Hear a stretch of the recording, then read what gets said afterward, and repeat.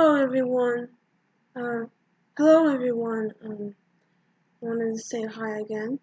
My channel is very small and it is not very clueless. I wanted to apologize for the video last time because it's quite boring. We might not do a podcast every month or so, but we will because at the end of every month. Because it's fun to do that. So anyways, we are on the raft, and I just wanted to show you guys. So let's begin. We're on chapter 7. My limbs froze and my heart pounded in my ears as I watched Max struggle to get back into the cockpit. So today we're going to try to finish this book up and try to do a review for it or something like that. The flotation device was still in my lap, but I didn't even try to put it on. I couldn't make myself look at it. None of this was real. None of it. Everything was fuzzy, dull. None of it could possibly be real. The G1 bounced over, and then we went into a dive, so steep my belly strained against the seat belt. And then I couldn't do anything but hold my hands over my face and scream into them.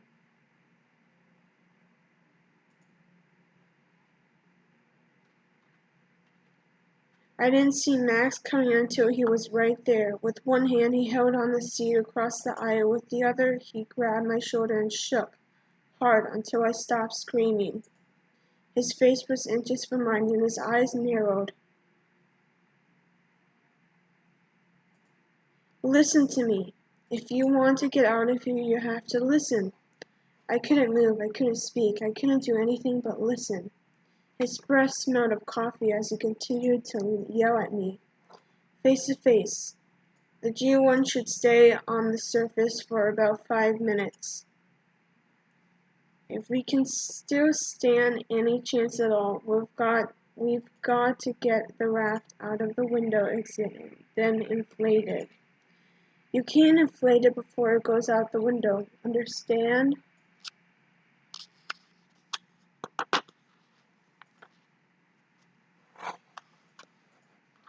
He was so close, it seemed like I absorbed his words through my face, not my ears. I couldn't do anything but look at him. Leaning back a little, he grimaced and then yelled, "Do you understand?" A few flecks of spit landed on my face. I just sat there. He slapped me, shocked out of my hilarious. I set a hand on my cheek and nodded like a maniac. 5 more minutes and we're down. Get your life vest on. Get ready to exit. We've got to be fast. Or he hesitated. Then finished with his sentence. Or we'll go down with the plane. Understand? Again, I nodded, even though I only wanted to scream. Max stumbled back to the cockpit. I wanted so badly to hear that. What was worse than this? I needed to know what was worse. There had to be something worse, didn't there?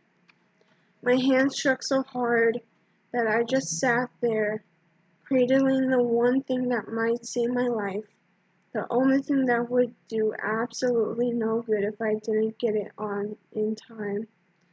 Things suddenly got quieter. Then there were new sounds.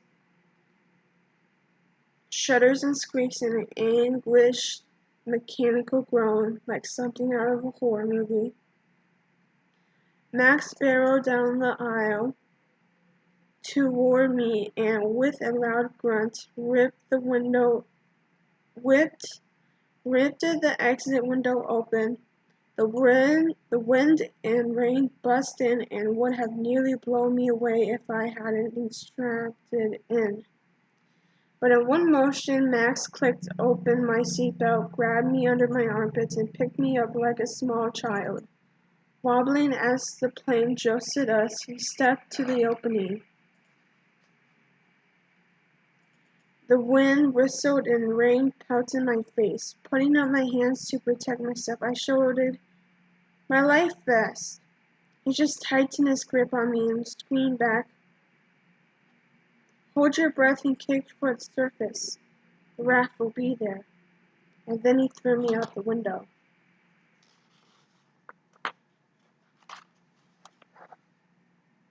Chapter 8.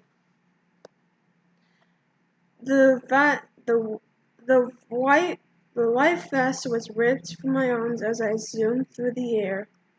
A blast of wind and rain took my breath away so that the scream coming up from my gut stopped dead. The falling lasted forever, my arms windmilling in the void. I wanted to stop moving, stop the noise, stop the wet, stop the cold, stop the blowing, stop everything. Stop, please. But if I stopped it, it meant I was dead. Dying wasn't what I wanted. Breathing was. I just wanted to breathe and live. Chapter 9. My feet hurt when they hit the cold water, and I sank, feeling like I would never stop. Salt water poured in my open mouth as I screamed in the darkness swallowing me. I could see only black, could feel only the shocks of cold and wet as I fall further into the crushing nothing. Am I dying? Because if this was it, my last moments on earth, I just wanted it to be over. God, please kill me already. This is more than I could take. Chapter 9. And I floated down, down, down. It was over. I was over. Dying was so much easier than I ever thought. And Chapter 11. It turned out dying was too easy. Something to me wouldn't accept the easy way out.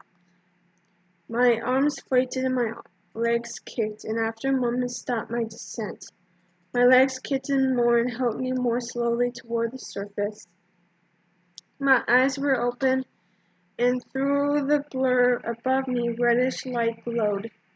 As I reached up with my arms, my air went. My panic grew, and I struggled to hang on. I struggled not to lose my mind. I struggled as if my life depended on it, because I was certain that it did.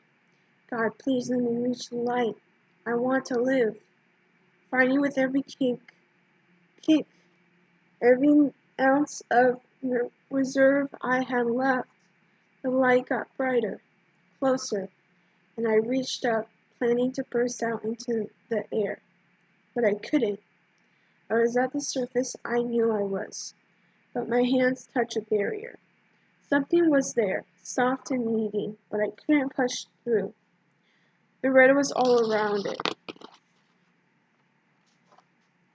I was so close, so close. But something kept me from air, from life, from not dying. In the airless freeze, in airless, thoughtless frenzy, my legs kept kicking as my hands pounded, pushed, and slapped it. My head whipped from side to side as I screamed a silent no, no, no. Chapter 12. Suddenly my hair jerked and my scalp burned. And then I was moving up, up, up into the wind and the rain and the rushing and the terrible howling. No, you're hurting me. It was what I wanted to shout at the guy who attacked me in Honolulu.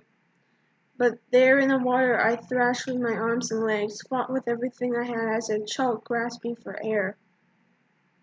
The hands were too strong and they pulled me out of the water by my hair, until I fell backward onto something soft and wet. I opened my eyes. There was only red, and Max on his knees panting, holding a lit flare.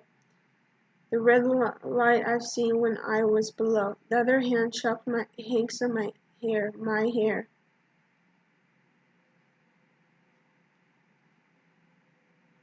Lying on my back, spewing up sea water, I was drenched and cold and shaking and exhausted. I started to let fresh air into my lungs, but it hurt. It hurt so bad I didn't want to breathe for a moment.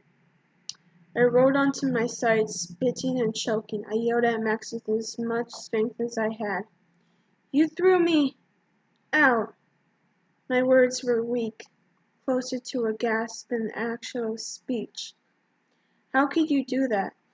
His back was to me.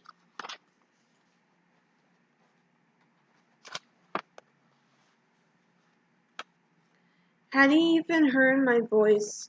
I sat up, still hacking into the deluge of rain and wind. I pressed my hands against my chest, trying to hold back the pain of breathing. I couldn't believe how bad it hurt, how bad drowning, almost drowning, hurt. Max turned left to where the 100 yards away blue lights winked. The lights on the wing, the plane.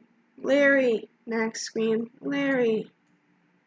I had to cover my ears so I wouldn't scream myself. I closed my eyes and squeezed my hands together tighter over my ears and was alone with the pounding of my heart, alone with the stinging of my scalp, alone with the pain in my chest, alone with the rain on my face, alone with my freezing wet clothes, clammy dead weight against my skin. My breathing slowed, alone with the truth. I had almost died. Panic surged through my gut, and I opened my eyes and uncovered my ears, welcoming the rush of noise and chaos, grateful for the distraction from the truth. In the wind and the rain, in the red tangled night, the raft thrashed us up and down with no mercy. The blue lights slipped it lower and lower until they winked it out. The G1 was gone. Chapter 13. Again and again Max shouted for Larry, screaming until his voice grew hoarse. Then he stopped and hunched over, hugging his knees. One hand still clutching the flare, the other hand held one side of his head. Tears now mixed with the rain on my face and sob blended with my coughs. In a moment my fear was going to overwhelm me, so I tried to cling to my fury. You threw me out of a plane! Still not looking at me, he said, just loud enough so I could hear. Would you rather be on it? And then it was quiet. He wasn't waiting for an answer, because my answer would have been stupid. Because by throwing me out of the plane, he'd saved my life. Because I was suddenly certain he would rather be sitting in the raft with Larry instead of me. What seemed like seconds later, but must have been several minutes, the flare went out with a little spurt of sparks. Chapter 14. Between the waves and the wind, the raft bounced about, giving us a ride nearly as harrowing as the one we'd just endured. Shuddering from both fear and the temperature, I huddled by myself, one hand clutching the slippery side of the raft, my other arm wrapped around my knees, face buried. I couldn't bring myself to raise it up, look around. I didn't want to know, for sure, that there was nothing to see because it was too dark. I didn't want to know, for sure. I was stuck out there and then nothing. Was Max still there in the raft with me? He had to be. I told myself that. Because I would have gone insane being there alone. Max? No answer. Maybe he was upset, trying to deal with what just happened, or maybe he hated me. Not caring whether I was scared, and why should he? If I hadn't been there, he wouldn't have to take care of me. Maybe he could have helped Larry. Maybe he could have gotten Larry out, and Larry would be sitting in the raft instead of me. I lifted my head, and pelting rain that stung my face held up a hand in front of my face. Nothing. A surge toppled me onto the side, and I quickly sat back up. I had to know that Max was there with me, but I couldn't bring myself to yell his name. What if he didn't answer? I inched along the side, feeling the raft as I struggled to hold on as it tossed about. I rounded one corner, thinking he must be within reach. I held out my hand. I would not survive the night if I thought I was alone. My fingertips brushed his arm, found his wet hand, chilled, dripping fingers closed over mine. I gasped, mostly in relief.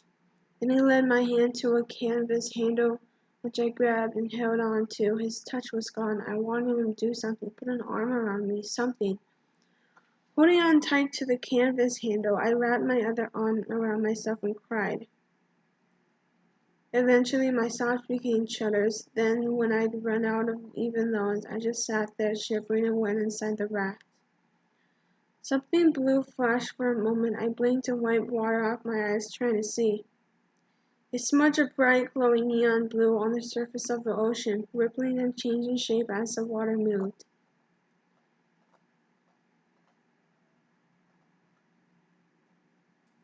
PHOSPHORE sense. Post-per-sense. Algae.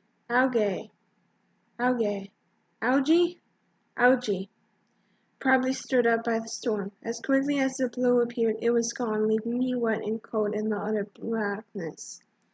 My shoulders shumped and I hunched back down. I called out, "Is there anything worse than this?" Max didn't answer for a moment, then finally said yes. He didn't elaborate. I was glad, because I didn't really want to know what could possibly be worse. Chapter 15. The rest of the night passed slowly. All wind and rain with a constant up and down. I clutched in the handle. My gut churned and I leaned over the side and threw up. Half expecting the wind to blow my puke right back at me, I was relieved it didn't. My heart pounded and my lungs still hurt. After puking the fourth time, I slipped my arms out of my sleeves and tucked them inside my hoodie. Laid my head on the wet, cool, soft side of the raft, held on to the handle and shut my eyes. They opened to a dawn so gray that there was hardly a difference in the light.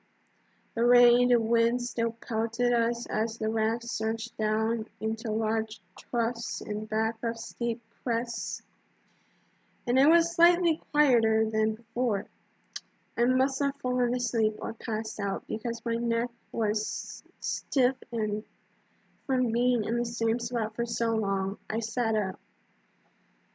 My clothes were sodden and heavy and I shivered. The Northwest Hawaiian Islands, Midway in particular, was not all tropical. During storms with heavy winds, it could be downright cold. I stripped it off my bed-ragged socks and dropped them by my side. My fingertips were stiff and wrinkled, and I blew them and rubbed them together to try to keep warm. Slowly, I took in my surroundings. The raft was bright yellow and six-sided. Max had floated on the side of the raft, and with knees curled and arms crossed, he seemed to be sleeping in that position. He looked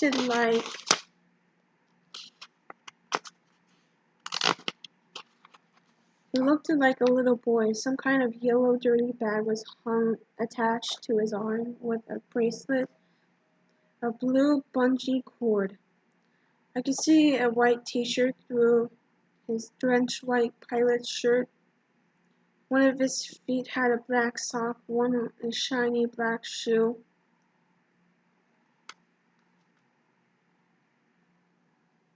Feeling a surge in my throat, I leaned my top half over the side of the raft and puked into the dark waves. How could there be anything left to come up? Turning my face upward, I let the rain clean me off.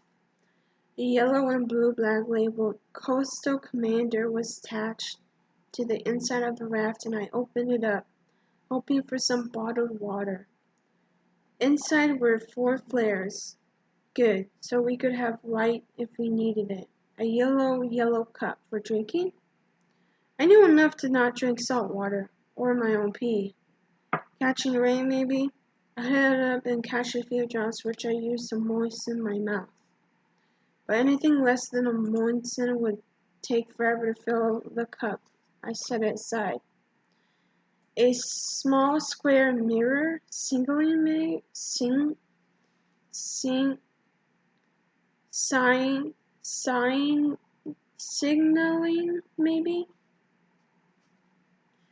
Only if you knew Morse code. I hope Max did. As bright light brightened the sky, I held up the mirror and looked at myself. The light blue bags under my eyes startled me a little, as did the glimmering diamond in my nose. I forgot about it. I twist crusty stuff out of my eyes and smiled wide and fake. Even in the middle of the ocean, my first thought was that I wanted to brush my teeth less than a day, and they were already gross. I put the mirror away and moved on to the next item, a flashlight and some extra batteries. I switched on the flashlight. A flashlight and some extra batteries. I switched on the flashlight. At least we couldn't be completely in the dark anymore. Just knowing we had a flashlight, the ability to make the dark go away, made me feel a little better. I switched it off. The sponge. No clue what that was for. Seasick tablets. A little late. There was a little first aid kit as well, with some gauze and bandages and a couple packs of Tylenol. My head was killing me, but I figured the Tylenol would come back up as soon as I swallowed them. That was it. No food or water. I zipped the bag up and threw it at the side of the raft. Apparently, this kit was meant to tide you over while the Coast Guard was on the way, long before you got hungry or thirsty. How stupid to make a survival kit that didn't actually help you survive. I glared at the kit for a moment, then sighed and reached for it once more. Maybe I've missed something. Max stirred, then moaning and rolling over. Nasty gash on from the outer edge of one eyebrow up his forehead. I winced. Are you okay? I waited a moment. Max? He didn't answer. I couldn't stand looking at that wound any longer and reached for the first aid kit. I pulled out a bandage and dabbed gently at his injury, wishing I had something to clean it with. Thanks for getting me in the raft. I stopped what I was doing. I thought I was going to die.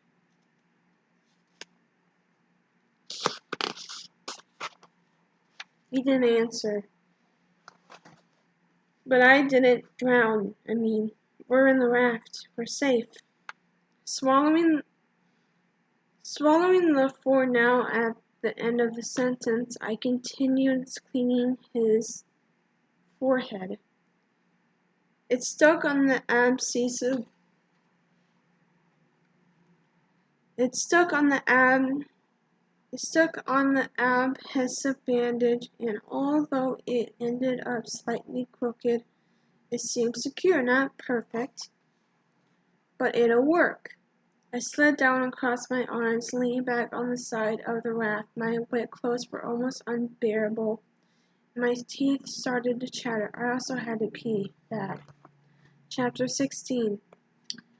I kept hoping for the sun to come out and warm things that warm me up, otherwise we'll have to add hypothermia to the list.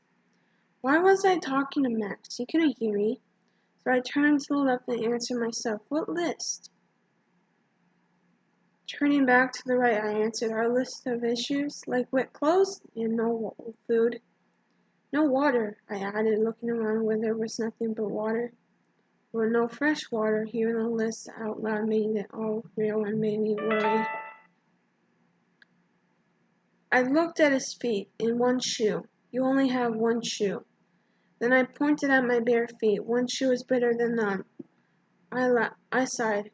Part of me didn't want to wake him up. He'd been so upset about Larry when the plane went down. I didn't know Max at all. I had no idea what he was going to do when he woke up. He was the adult in the situation, whatever kind of person he turned out to be. I hoped he would have a plan. I drifted for a while and I didn't say anything else out loud. The joyless gray of the sky blended with the bleak darkness of the water. I didn't feel as alone as I had in the dark. There was still hope inside me. Hope that we would be found soon. Being cold and tired and hungry wasn't going to erase the big picture. The big obstacle was getting rescued, and I harbored hope that help was on the way. Although I tried to think about other things, good things, things that keep me distracted, it became impossible to ignore my bladder. For the first time, I was glad Max wasn't awake. I did not want to put my pants or any part of me back in the ocean. On my belly, I slid my bottom over the edge. My legs were straight out, not in the water, but I managed to get my shorts and undies down far enough so they wouldn't get wet. Well, they were damp from the rain and seawater already. I didn't want to add pee to the list. Entering my bladder felt so good I nearly cried with relief. When I finished, I kind of splashed myself clean, let myself dry a bit in the breeze. I had to smile, thinking of what a view some plane overhead would have had. I pulled my bottoms back up. Later, the rain tapered off and the wind became a slight breeze as the clouds finally broke. The sudden burst of warm sunshine spread over my exposed skin. My smile was automatic and genuine. There was a few inches of water in the raft, which I was sick of sitting in. I wondered whether I should bail. Then I remembered the yellow cup and unzipped the coastal commander. Was it a bailer? I stuck the cup into the water around me and scooped some up. It seemed like a bailer to me. After working for a while, I managed to rescue the water in the raft by quite a bit. I managed to reduce the water in the raft by quite a bit.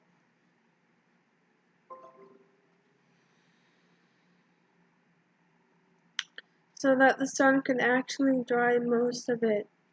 The coastal commander had redeemed itself slightly. I wondered if Max would get sick, sitting there in wet clothes with the head wounds. I knew I couldn't sit in my wet clothes all day. Somehow I needed to try to dry them, Max's too. Scooting over him on my butt, I untied his tie, set it aside, and then unbuttoned his white shirt. After that, I had a pause. How strange to be undressing him. Maybe I shouldn't. He probably wouldn't have done the same to me. Although that was different, wasn't it? I shook my hand to clear it, trying to take on the mellow tone of the caregiver. I was trying to help him, because he might really be injured.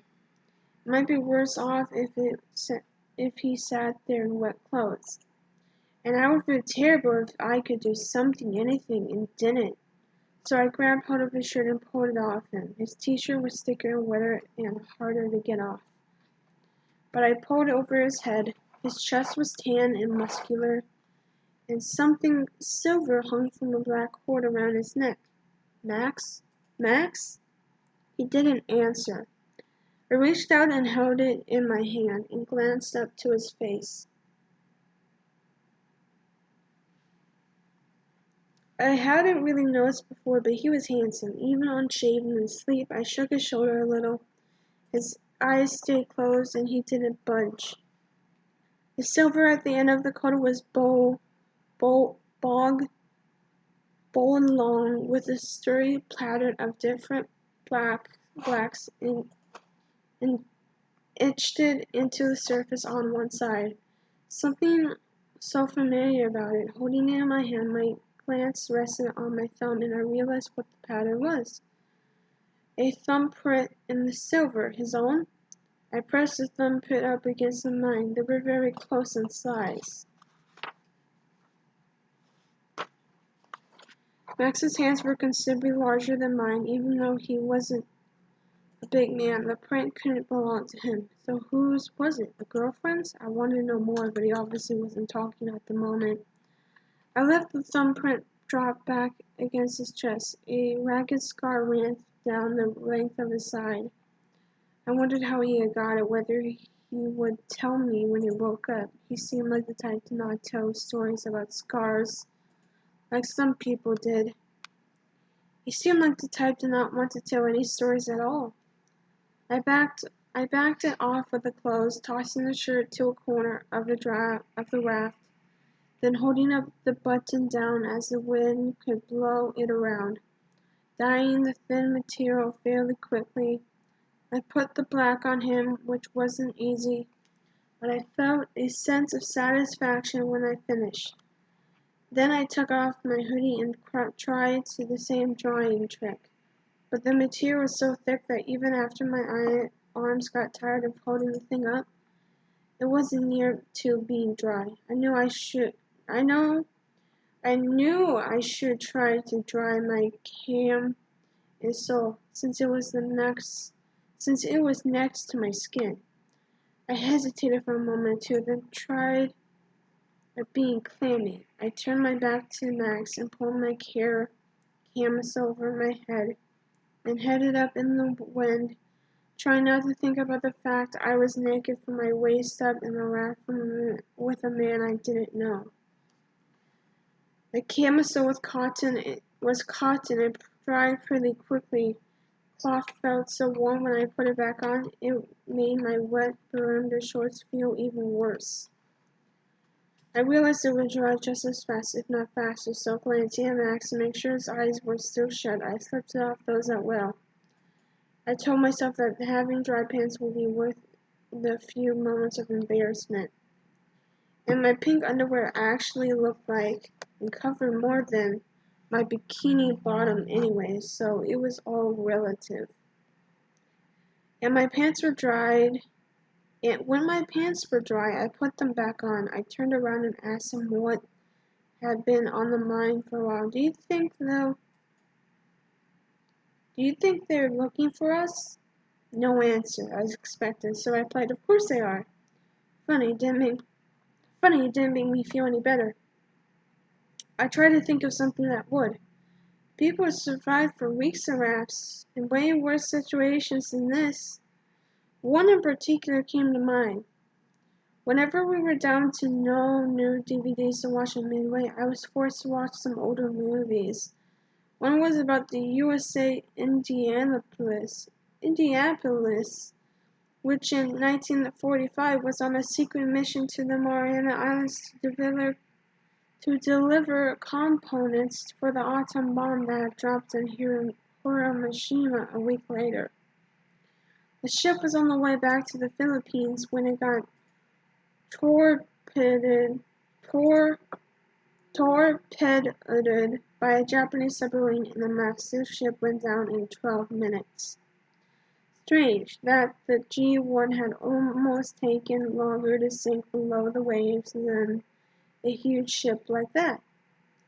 The survivors of the shipwreck were stuck out in the ocean with no lifeboats. Some were in life jackets, but some were only in what they had on. Some had jumped in the ocean wearing nothing but underwear. And the mission was so secret that no one knew where they were. No one knew they were missing. For 4 days and 5 nights, the crew that was left on it, what was left of it, drifted in the ocean. A plane accidentally spotted the oil slick, and the survivors were finally rescued. There was almost 900 to start, and only a few over 300 survived the time in the water.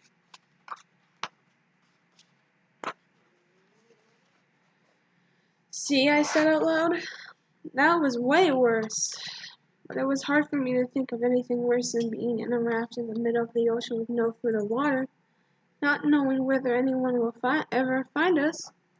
Now that I begun thinking about the movie, I couldn't stop.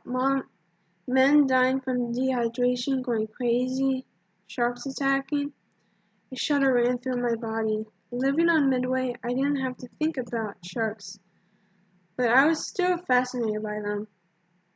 Most people on the mainland seemed to think great white sharks were the worst, but I'd seen tiger sharks in action. Tiger sharks seemed to be killing machines, reacting only on instinct, which was to kill and eat, not necessary in that order. They had the nickname garbage can of the sea because they'd eat anything, including people. On Midway, women didn't even go in the water during their periods because the scent of blood would draw sharks. During albatross nesting seasons, when the young albatross were learning to fly off on their own, the waters around Midway were attracting lots of tigers. The young albatross touched down in the water when they got tired. Some of them didn't understand they had to fold in their wings, because once their wings got wet, they couldn't fly. So the stupid ones held their wings out as they sat in the water, but they weren't strong enough to keep them up for long. So of course they dropped until they touched the water and the feathers got wet. Then the young birds couldn't take off, and they were doomed. The tiger sharks knew exactly when this would happen, and like clockwork, they showed up every late June, early July for their fill of albatross Happy Meals. I'd been out in the boat with my dad one day when we saw a young albatross floating out in the lagoon. He started to motor toward it when all of a sudden a 2-foot wide gaping mouth shot up and devoured the bird in one bite, then disappeared below. What scared me the most was there was no warning, like in the movies, when you get the music and the fin in the water and the strike, and then the strike. In reality, with the tigers, there was simply a dark shape in the water, a glimpse of that shadow, shiny gray skin, and then instant death. So I had no time for people talking about great whites. Tigers are the true monsters of the sea. And I did not relish having a mere inch or so of inflated rubber between me or them. I shut my eyes and tried to sleep. No such luck.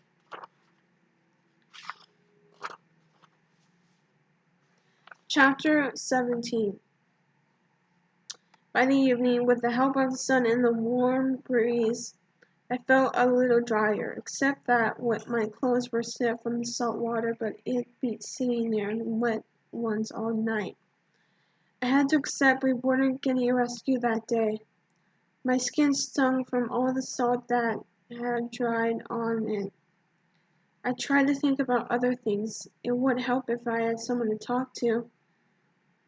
But Max was still sleeping. I wanted him to wake up. I felt alone again, too alone. Max, he didn't move. Max, nothing. Sliding over to him, I grabbed his arm, shaking it a bit. He didn't stir. Max, I actually slapped his cheek lightly, then laid my head against it. His warm skin was sandpapery with whiskers, and I let my hand linger there a bit as I said his name again and slid my trembling fingers down and around his neck until I felt his pulse. I breathed out and leaned back. I was tired too, and I hadn't even hit my head. I'd read that sometimes your body knew when you needed rest and kept you asleep. Well, actually, that was more like a coma. But I didn't think Max was in a coma. I hoped it not.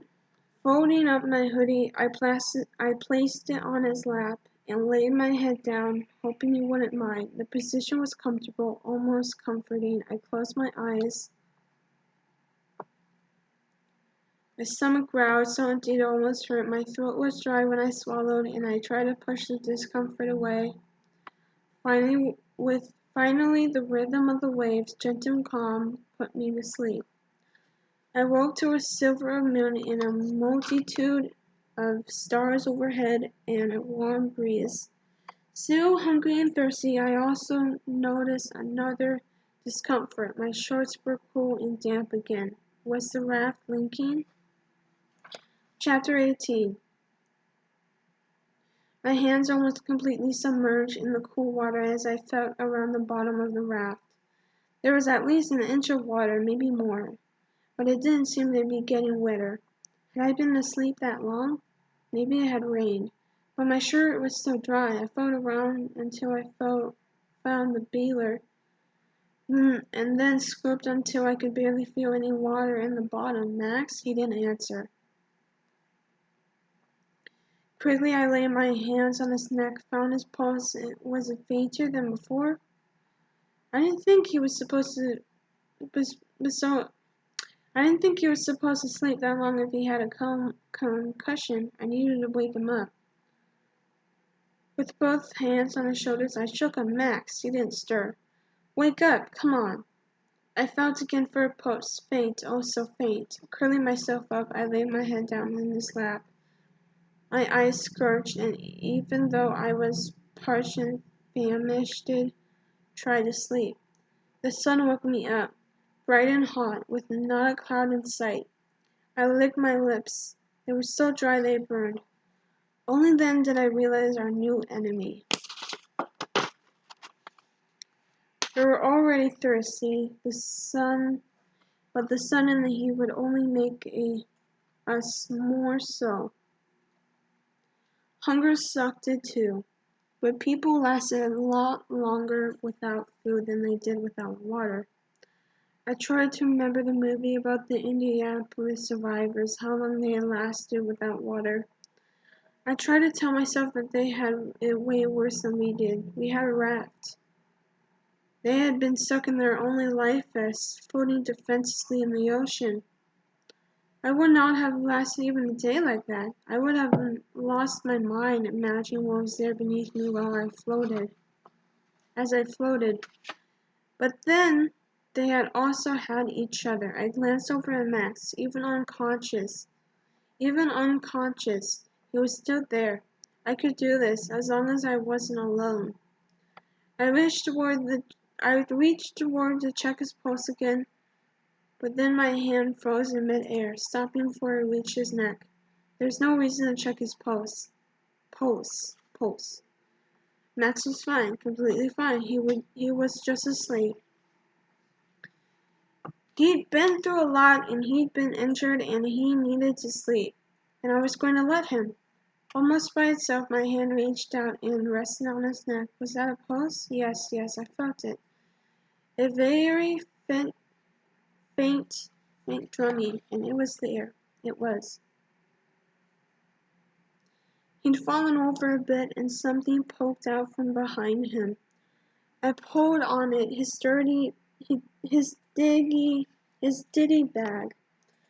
I'd forgotten about it ever since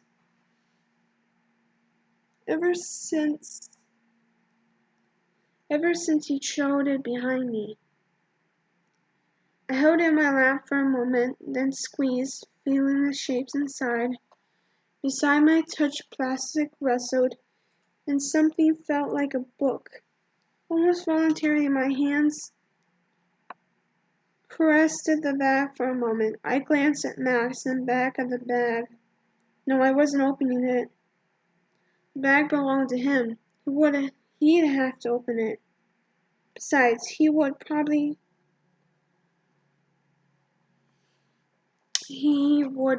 be pretty pissed when he woke up and saw I'd gone through it.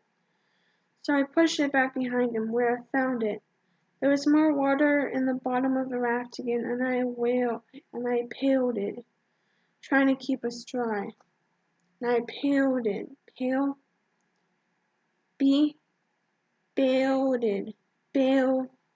it, trying to keep us dry. I wanted Max to wake up to talk to me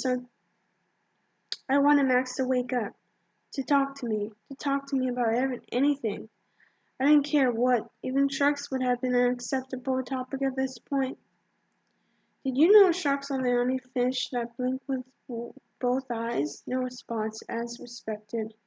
I sighed. Was it too much to want someone to talk to?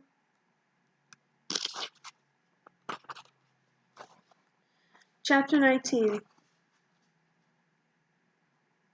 After a few hours of intermittent bailing,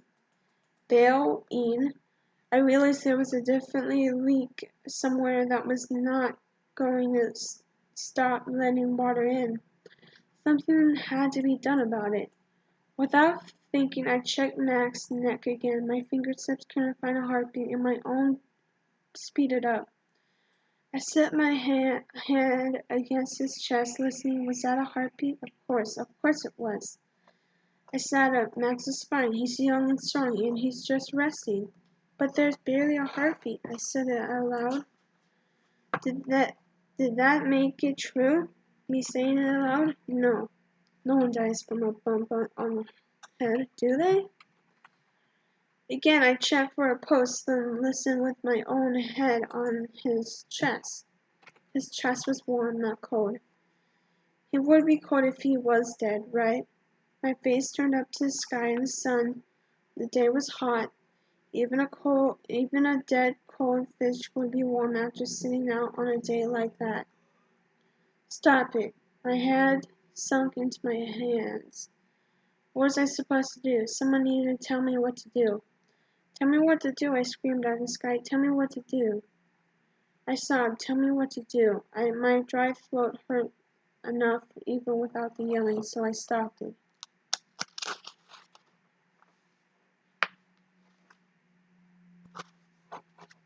Meanwhile, the raft continued to leak water, and I knew it was losing the strength to bail.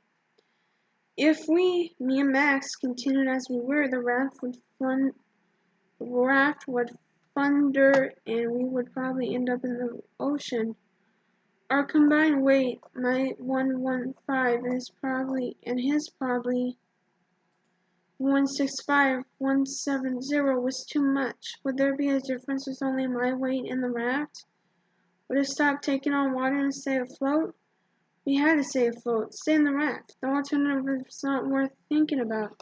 No, worse than that. The alternative was unbearable. I would not survive if I had to float in the water. Once more, I leaned my head on his chest. I held his hand, which was definitely not warm. I rubbed it, trying to help get the circulation back, telling myself that is why it seemed stiff.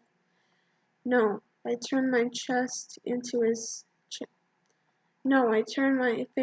his chest. He smelled salty, like the ocean, just like a hint of cologne of some sort. You're going to be fine. I can't be alone. I stayed that way for a long time. I stayed that way for so long that there was time for several inches of water to gather in the raft, making me so far behind, and the bailing that catching up might not be possible. My options seemed to be steering toward the one I dreaded the most. Chapter 20. Holding Max's hand, I leaned back, pulling him forward. I barely budged, and I knew that wouldn't work. So I let go, and he fell back where he'd been. The life vest he worn off. The plane still sat in the corner, kneeling in front of him. I struggled to put the legs on him. My voice was as calm and soothing as I could make it. It will just be for a while, until I can get the raft bailed. I won't leave you, I promise. Rolling him onto his side, I got close behind him and pushed.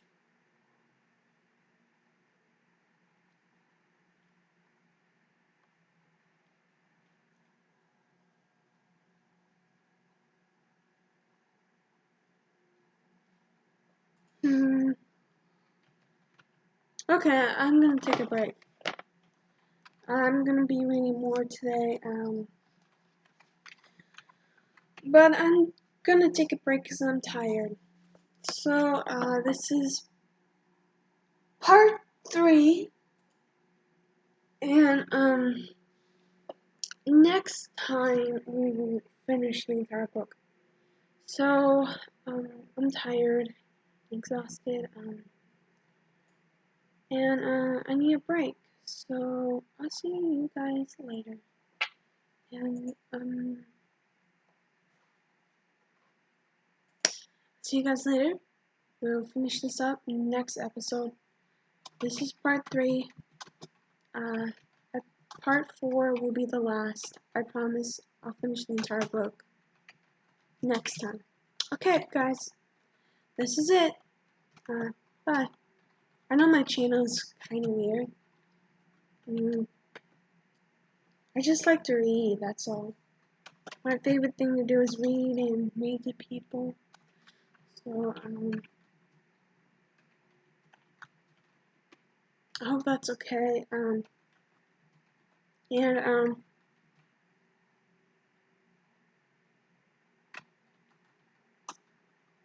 I'll meet you guys in the next video, and from now on we'll just be reading until my podcast next month.